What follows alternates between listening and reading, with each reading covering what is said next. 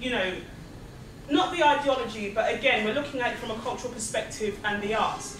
Now, I've been doing sort of mini lecture series on the enchantment of Babylon, okay, and that has been interesting because we're looking at Babylonian ideology. So what we're looking at here today is looking at our interests and making sure, as I said, our image is projected in a positive light. How do we do that?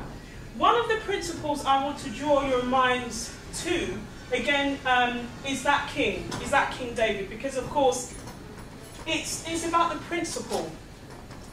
What we've just technically, we're looking at a beautiful unification of the heavens and the earth. That is what is in this principle. Now, this principle, again, is the basis of all life, really. So if we can understand the power of this principle and apply that on an everyday basis, that is exactly a step into basically, you know, bringing some kind of sustenance into our lives.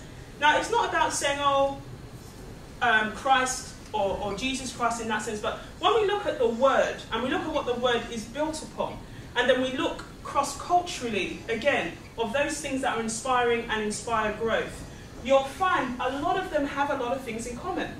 So the question is not saying, oh, I align myself just to Christianity, or I align myself to being a Muslim, or I align myself to being a Buddhist, or I align myself to being, you know, from a particular ideology. But we're looking at life-giving patterns, and that's the kind of things we should be championing.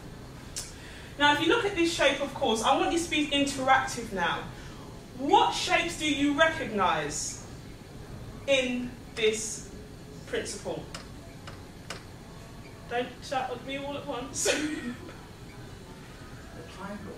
Triangle, great. Now, can anyone tell me what they associate a triangle with? Trinity.